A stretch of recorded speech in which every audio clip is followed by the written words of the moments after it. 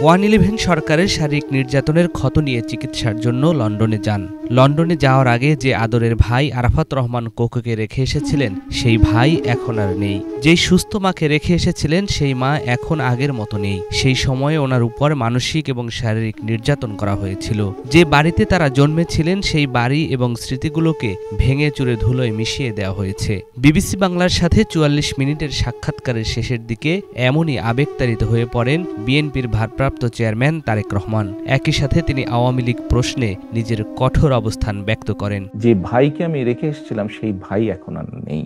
যেই সুস্থ মাকে রেখে এসেছিলাম, সেই সুস্থ মা এখন সুস্থ নেই। শুধু অসুস্থই নন, ওনার উপরে মানসিক এবং শারীরিক নির্যাতনও করা হয়েছে।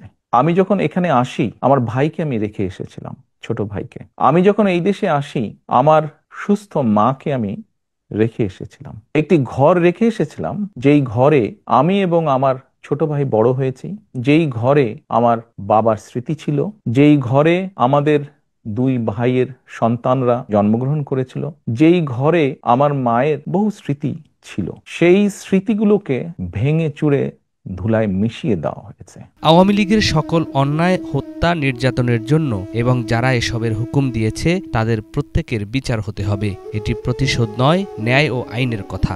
এই সকল অন্যায়, এই সকল হত্যা, এই সকল নির্যাতনের জন্য যারা দায়ী, যারা এসবের হুকুম দিয়েছে, তাদের প্রত্যেকের বিচার হতে হবে। এটি প্রতিশোধের কোনো বিষয় নয়, এটি ন্যায়ের কথা, এটি আইনের কথা।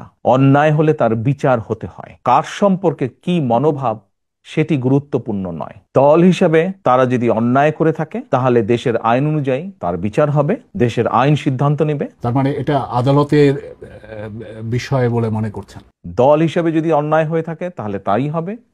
সোজা কথায় অন্যায়কারীর বিচার হতে হবে, তো সেটি ব্যক্তি হোক, সেটি দলই হোক। দেশে ফেরার প্রশ্নে নির্দিষ্ট কোনো দিন তারিখ না জানালেও তারেক রহমান দ্রুতই দেশে ফিরবেন বলে বিবিসি বাংলাকে আশ্বস্ত করেন। একই সাথে সরাসরি নির্বাচনে অংশ নেবেন বলেও জানান তিনি। দ্রুতই ফিরে আসব। সেটা কবে আমরা কি জানতে পারি? দ্রুতই, মনে হয় দ্রুতই ইনশাল্লাহ। কিন্তু আপনি নির্বাচনে অংশ নেবেন কিনা সেই সিদ্ধান্ত তো আপনাকে নিতে হবে। না, সেটি তো নিব, কেন নিব না, অবশ্যই নিব। আপনি নির্বাচনে অংশ নিচ্ছেন তাহলে?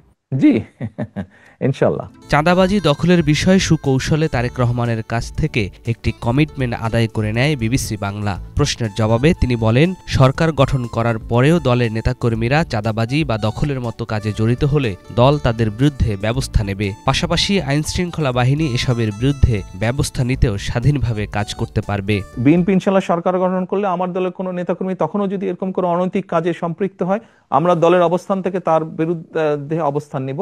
তার পক্ষে থাকবে না দলের অবস্থান, এবং দেশের আইন অনুযায়ী দেশের আইন শৃঙ্খলা রক্ষা করার দায়িত্ব যাদের, আইন শৃঙ্খলা বাহিনী, তারা তাদের কাজ করবে। সিম্পল, এখানে 2-2-4 মতন ব্যাপার। সাবেক প্রধানমন্ত্রী বিএনপি চেয়ারপারসন বেগম খালেদা জিয়া নির্বাচনে অংশ নেবেন কিনা এমন প্রশ্নের জবাবে তিনি বলেন, যতবার বাংলাদেশের গণতান্ত্রিক অধিকারকে হরণ করা হয়েছে, প্রতিবার এই মানুষটি অবদান রেখেছেন।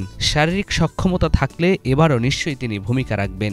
যে মানুষটির এত বড় অবদান রয়েছে বাংলাদেশের গণতন্ত্রকে প্রতিষ্ঠিত করার, আমি সেই দলের একজন কর্মী হিসাবে বিশ্বাস করি বা বিশ্বাস করতে চাই, গণতন্ত্রকে পুনঃপ্রতিষ্ঠিত করার প্রথম পদক্ষেপ হিসাবে যেই প্রত্যাশিত, জনপ্রত্যাশিত যে নির্বাচনটি অনুষ্ঠিত হতে যাচ্ছে, ওনার শারীরিক সক্ষমতা যদি অ্যালাউ করে ওনাকে, নিশ্চয়ই উনি কিছু না কিছু ভূমিকা রাখবেন।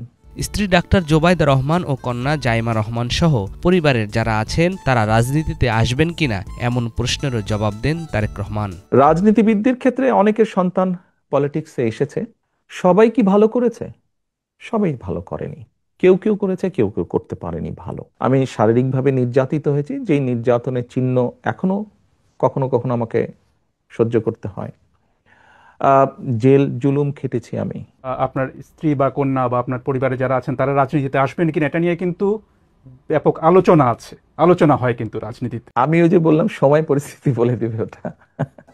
জামাত ইসলামী সম্পর্কে তারেক রহমানের মনোভাব জানতে চাইলে তিনি বলেন, বিএনপি সব সময় বহুদলীয় রাজনীতিতে বিশ্বাস করে, কাজেই বিষয়টি সেভাবেই দেখতে চান। এগুলোর ভিতরে থেকে যদি কেউ যদি রাজনীতি করে, অবশ্যই করতে পারে। বিএনপি সবসময় বহুদলীয় রাজনীতিতে বিশ্বাস করে। বিষয়টি আমরা এভাবেই দেখতে চাই। বাংলাদেশের স্বাধীনতা যুদ্ধে তাদের বিরোধী ভূমিকা নিয়ে কিন্তু বিএনপি নেতারা এখন অনেকেই প্রশ্ন তুলছেন, সামনে আনছেন।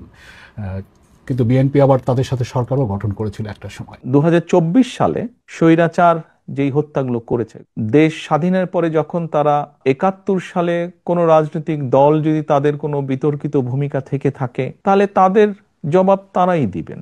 ওটা তো আর আমি দিতে পারবো না। আমারটা আমি দিতে পারবো, অন্যেরটা তো আমি দিতে পারবো না। তারা একটি আলাদা জোট করে, সেটি কি আপনাদের জন্য কোনো চ্যালেঞ্জ তৈরি করবে? না, কেন? ইলেকশন হলে তো ইলেকশনে প্রতিযোগিতা থাকতেই পারে, প্রতিদ্বন্দ্বিতা থাকতেই পারে। এতে উদ্বেগের কি আছে?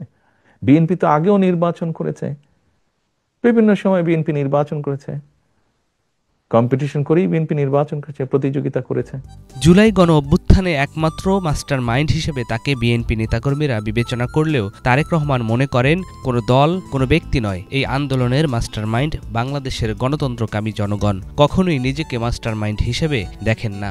জুলাই আন্দোলনে আমি কখনোই মাস্টার মাইন্ড হিসেবে দেখি না। নিয়াজ মাখদুম, বাংলা ভিশন।